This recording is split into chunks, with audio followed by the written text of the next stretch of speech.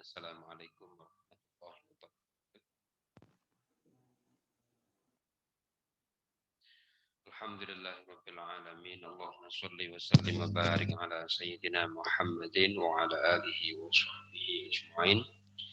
Subhanaka la ilma lana illa ma 'allamtana innaka antal alimul hakim.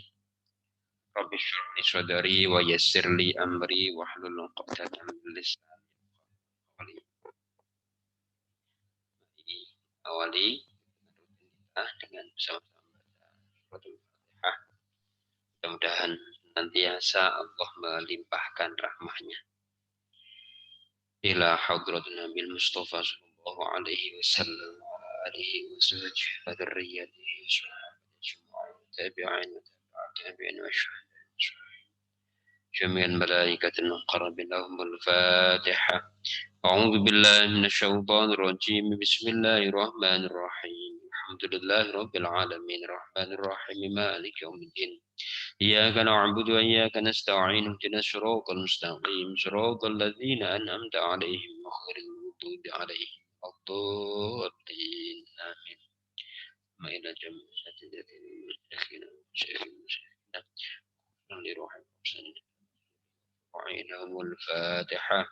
أعوذ بالله من الشيطان الرجيم بسم الله الرحمن الرحيم الحمد لله رب العالمين الرحمن الرحيم مالك يوم الدين إياك نعبد وإياك نستعين اهدنا الصراط المستقيم صراط الذين أنعمت عليهم ولا الضالين.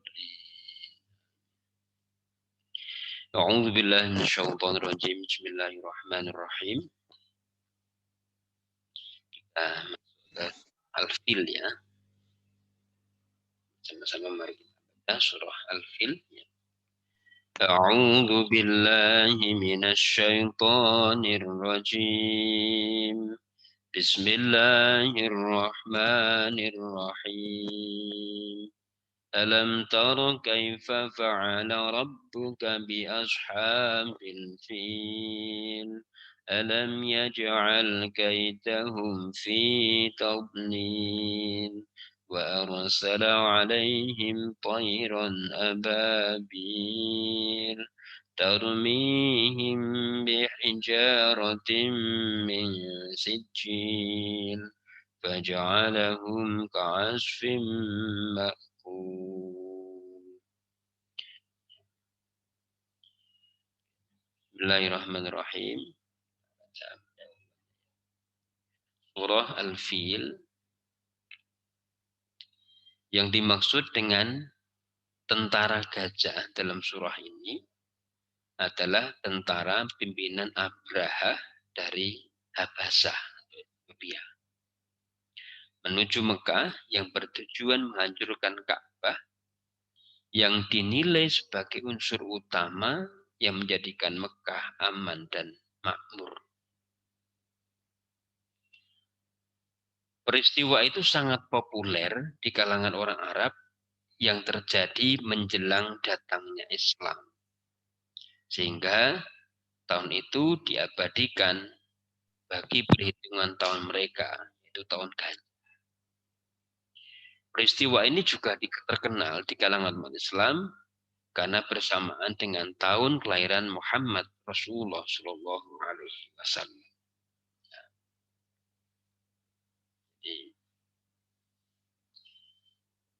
Ini satu peristiwa yang tidak akan pernah terlupakan dalam sejarah. Bagaimana upaya orang menghancurkan Ka'bah itu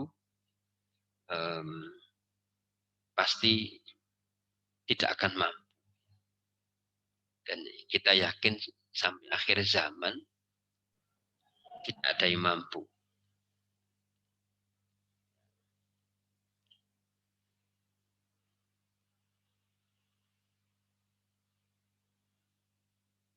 Bismillahirrahmanirrahim. Alam tara kaifa fa'ala rabbuka bi ashabil fil. Tiadakah kau tahu bagaimana Tuhanmu berbuat terhadap tentara gajah?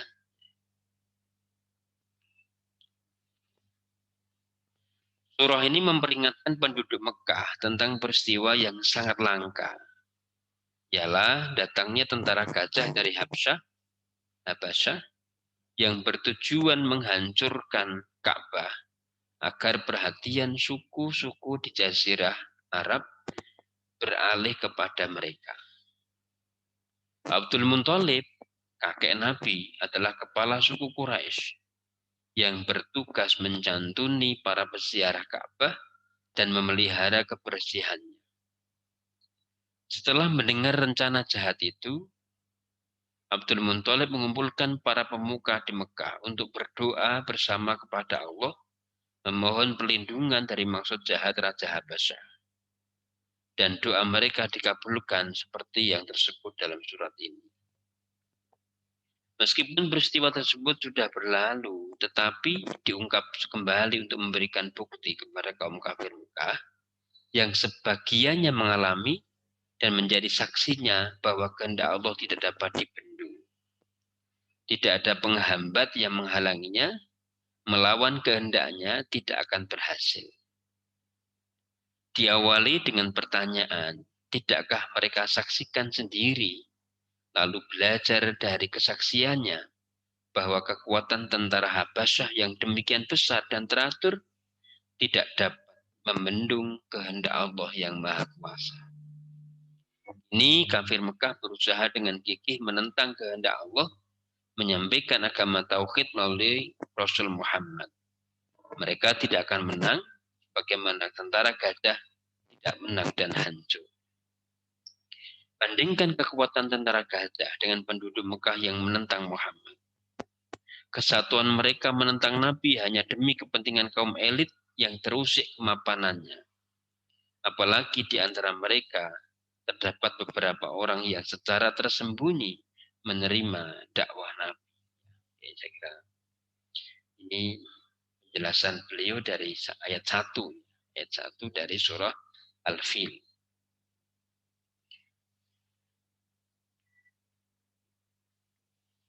Dari penjelasan beliau ini kita tangkap kesan bahwa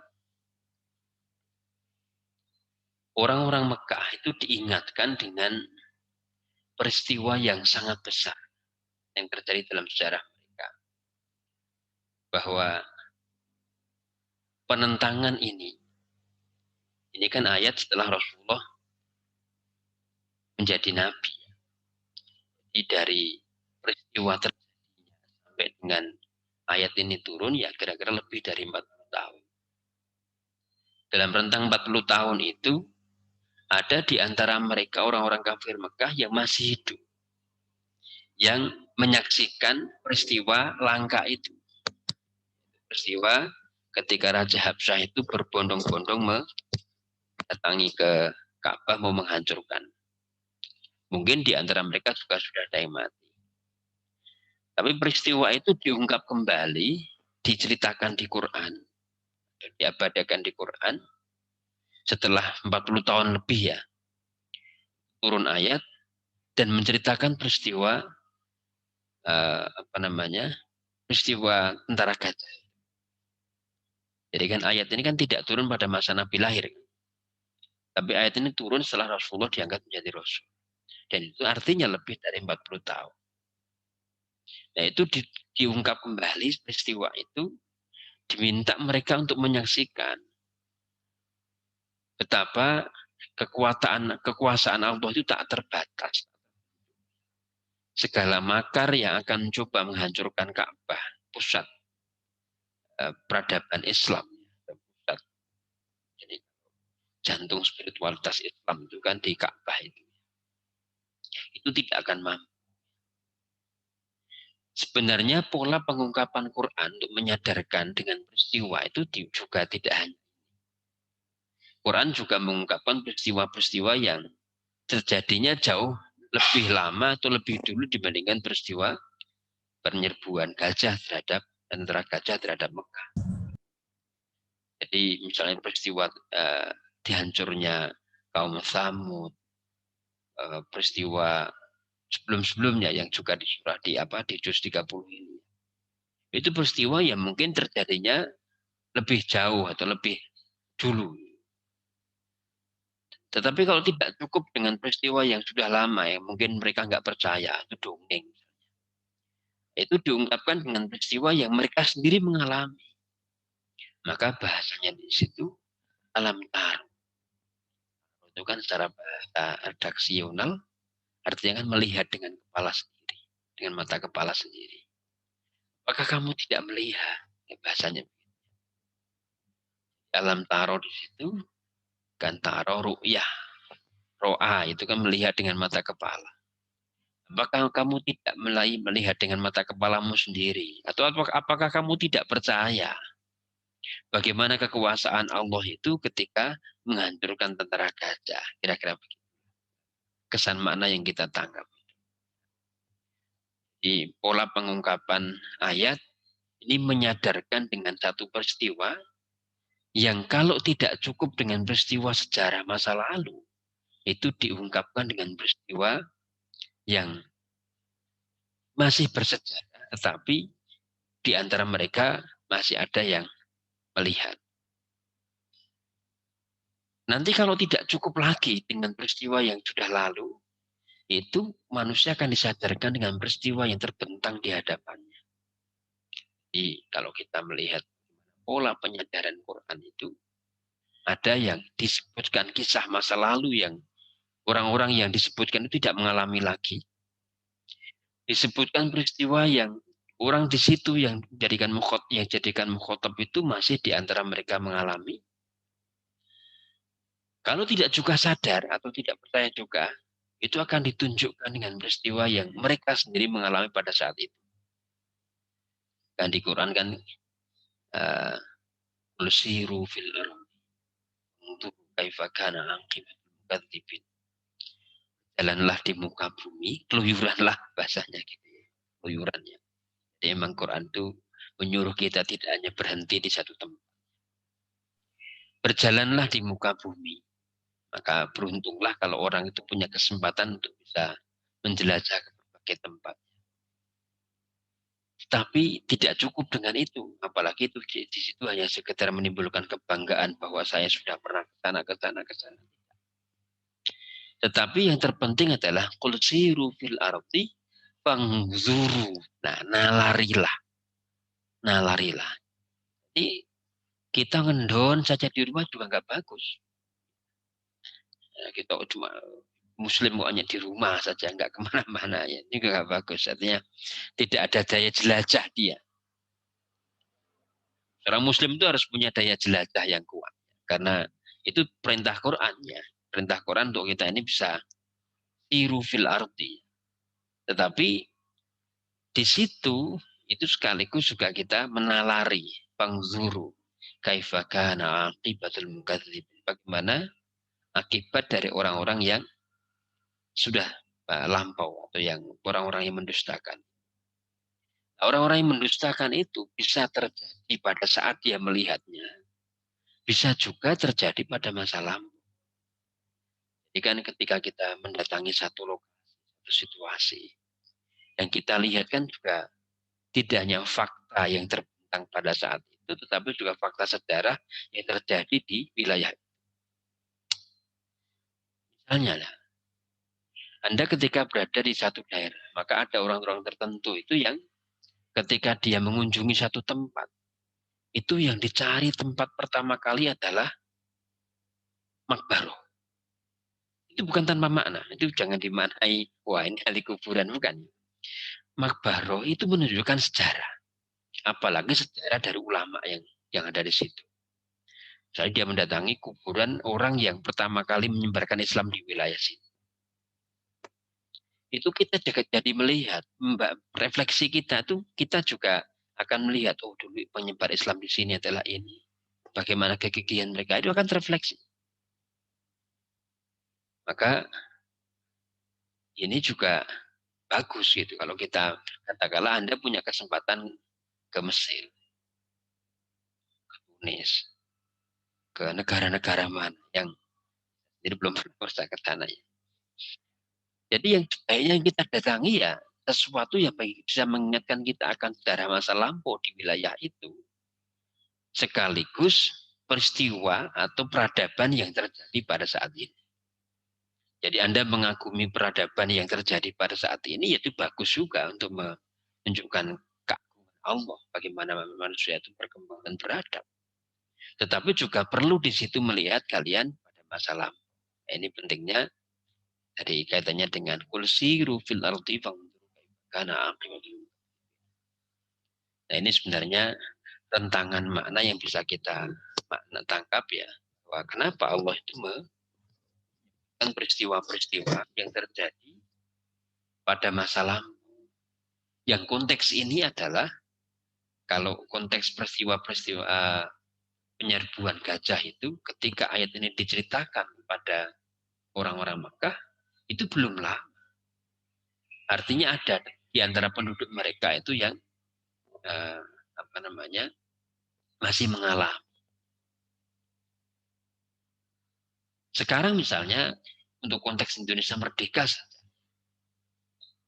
konteks Indonesia merdeka itu masih ada di antara orang-orang di Indonesia yang masih mengalami bagaimana proklamasi kemerdekaan itu, misalnya ya. Itu juga bisa menjadi bagian dari pelajaran bagaimana kita harus merangkai masa depan.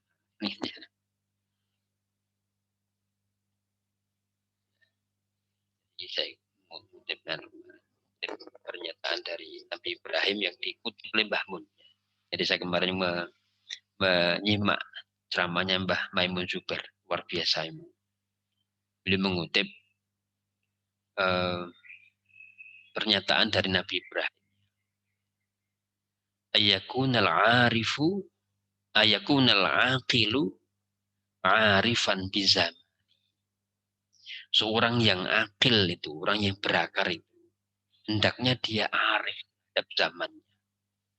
Jadi ayakunal aqilu, arifan bizamani. Arifan li rabbihi mustaqbilan fi sya'ni. Itu beliau kutip begitu. Orang yang berakal, orang yang cerdas, itu hendaknya dia bisa arif terhadap. Jadi tahu kondisi yang dia bisa menyesuaikan dengan kondisi. Untuk bisa menyesuaikan kondisi zaman, kita tidak cukup wawasan kita itu hanya di satu tempat. Kita harus berselancar, harus masuk setidak-tidaknya berselancar di dunia maya. Kita melihat bagaimana perkembangan peradaban di tempat lain. Dari ayakunal aqilu arifan biz arifan li rabbihi. Tetapi pada saat yang sama dia juga harus arif terhadap Tuhan. Jadi pengetahuan dia terhadap zamannya tidak cukup, tetapi harus disambung untuk arif terhadap Tuhan. Nah, yang ketiga, mustaqbilan fi sya'ni. Apa yang dia upayakan itu bersifat futuris. Langkah dia itu mempertimbangkan apa yang akan terjadi pada masa yang akan datang. Jadi kalau dia mengetahui kondisi zaman sekarang, itu juga arif terhadap arifan di zamanihi. Arifan birabbihi, dia juga arif terhadap Tuhannya. Nah itu sebagai bekal dia tidak melangkah di depan. Nah ini nasihat dari Nabi Ibrahim. Itu beliau kutip Mbah Maimun Zubair dari makalahnya itu Nabi Ibrahim. Nah ini penting bagaimana kita melihat alam taro kaifa fa'ala rabbuka bi ashabil iwa gajah itu yang diceritakan Nabi. Ayat ini turun kepada Nabi setelah beliau diutus menjadi Rasul dan itu terjadi setelah 40 tahunan. Ada di antara mereka yang masih menyaksikan. Ini pertama. Alam yaj'al kaidahum fi tadlil. Bukankah Tuhanmu telah menjadikan rekadaya mereka sia-sia? Bagi kita, ayat ini kan yang tidak mengalami itu hanya bisa membayangkan lewat visualisasi film atau cerita-cerita. Kan kalau peristiwa bergajah itu kan sudah divisualisasikan dalam film ya. Ya tiba-tiba ada burung hitam ya yang melempari ya. Kan itu visualisasi. yang diambil dari deskripsi ayat ini. Alam yaj'al kaidahum fi tadlil, bukankah Tuhanmu telah menjadikan reka daya mereka itu sia-sia. Ya, jadi semua bentuk penentangan itu pasti akan kalah ya. Ayat kedua juga berbentuk pertanyaan sebagai tekanan tentang kelemahan manusia menghadapi ketentuan Allah. Rekayasa para penyerbu Ka'bah mandul, bahkan mereka hancur tiada tersisa. Kekalahan yang merobek keangkuhan dan harga dirinya. Rekayasanya keliru dan salah karena sengaja membenturkan keinginannya dengan kehendak Allah yang Maha Kuasa. Mereka menentang arus yang jauh lebih kuat dan sama sekali tidak sebanding. Apapun yang mereka usahakan hanya merugikan diri sendiri.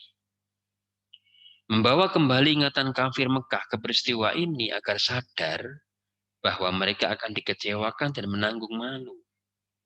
Dalam perlawanannya akan banyak korban harta dan nyawa seperti tentara gajah. Kesombongan dan keangkuhan akan tercemar seperti tentara. Semua itu bisa dihindari dengan membuka hati lebar-lebar, menghilangkan kesombongan dan ketergantungan kepada kemewahan dan kedudukan yang kini dinikmati. Lalu diganti dengan menyambung tali keluarga yang retak karena bermusuhan. Menerima risalah Muhammad berarti menerima kembali agama Ibrahim leluhurnya yang dikagumi dan dihormati. Bukankah Muhammad saudaranya sendiri yang pernah dipercayai? Bukankah Abdul Muthalib pakai Muhammad yang dengan doanya berhasil mengusir tentara gajah dan selamatlah Ka'bah dari penduduk Mekah? Jadi mengingatkan kepada orang Mekah waktu itu, orang kafir Mekah. Apa jadinya kalau Allah tidak menyelamatkan Ka'bah? Bisa jadi Ka'bah yang menjadi sumber kemakmuran orang-orang Mekah waktu itu sudah tidak ada dan juga akan merugikan orang-orang Mekah. Sudah begitu kok ya masih ingkar, tidak mau ikut Nabi Muhammad, kira-kira begitu. Jadi kesan makna yang bisa kita tangkap itu, ini menyadarkan orang-orang kafir Mekah waktu itu yang gigih menentang Rasul, itu disadarkan dengan peristiwa yang sungguhnya Allah sendiri sudah membela mereka dengan cara menyelamatkan Ka'bah yang menjadi salah satu sumber kemakmuran Mekah. Apa jadinya andaikan Ka'bah itu betul-betul hancur waktu itu dan pindah ke Ethiopia? Sumber kemakmuran Mekah mungkin tidak akan ada, tidak kuat sekarang. Jadi, ini sudah begitu, masih banyak orang-orang Mekah itu yang tidak sadar gitu, bahwa mereka itu sudah ditolong oleh Allah, diselamatkan, termasuk diselamatkan ekonominya. Jadi kita harus melihat Ka'bah itu selain berdimensi spiritualitas, dia juga berdimensi ekonomi yang sangat kuat. Maka dalam beberapa tahun itu sering terjadi pertengkaran, perkelahian antara suku, diantaranya itu ya memperebutkan Ka'bah itu, memperebutkan sumur Zam-Zam. Kan dalam sejarah Ka'bah itu kan pernah sumur Zam-Zam kan ditimbun. Dan yang bisa menemukan kembali itu Abdul Muthalib. Setelah tertimbun bertahun-tahun, sampai ratusan tahun. Dan ditemukan kembali oleh kakeknya Rasulullah, Abdul Muthalib di Bali. Karena di situ ada, dia bermimpi selama 3 hari itu, ada burung gagak yang matok-matok di situ. Ternyata setelah digali, itu sumur Zam-Zam yang tertimbun. Di situ timbunannya sumur itu ada patung-patung yang terbuat dari emas dan sebagainya, yang kemudian itu dijadikan sebagai diantaranya dilebur menjadi pintu Ka'bah, ya, emas-emas. Jadi sejak kalau kita baca sejarah Ka'bah kan gitu, bagaimana Ka'bah itu dibangun sampai dengan sampai sekarang, dan itu menjadi salah satu sumber ekonomi. Nah, kita bayangkan, andaikan Ka'bah itu hancur waktu itu, tidak tidak ditolong oleh Allah. Meskipun yakin ya, Allah pasti akan menolong itu ya. Andaikan saja itu mungkin juga perekonomian masyarakat Arab tidak akan seperti ini. Karena sumber devisa besar sekali itu dari apa dan juga mungkin kiblat penyembahan umat Islam juga akan. Jadi memang bagaimanapun orang menentang tatanan Allah, menentang sistem itu pasti akan binasa. Saya kira ini diantara yang kesan makna yang bisa kita tangkap dari uh, surah Al-Fil ayat 1 sampai dengan 2. Bahwa kita ini selalu diingatkan oleh Allah dengan berbagai macam peristiwa.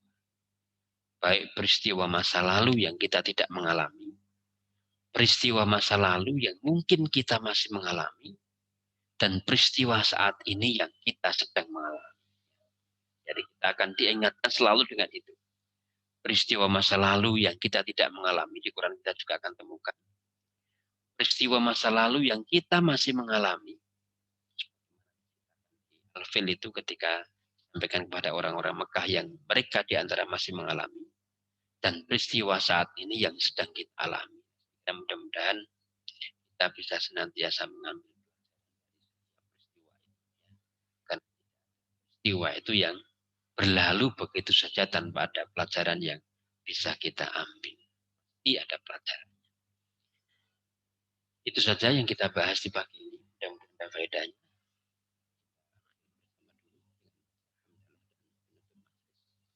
Alhamdulillahirabbil alamin.